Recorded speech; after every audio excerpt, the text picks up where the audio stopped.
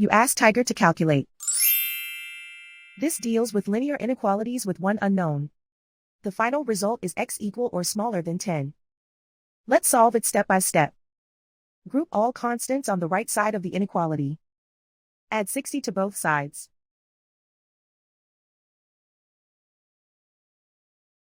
Simplify the arithmetic.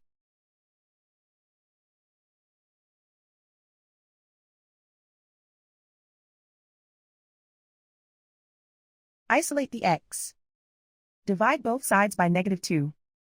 Whenever you multiply or divide by a negative, reverse the inequality sign.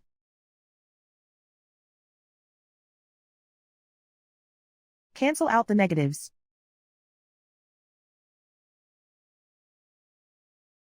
Simplify the fraction.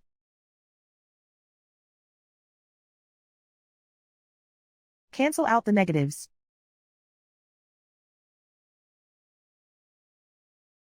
Find the greatest common factor of the numerator and denominator.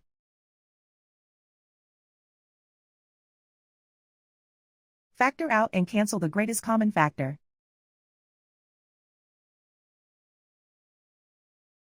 Plot the solution on a coordinate grid.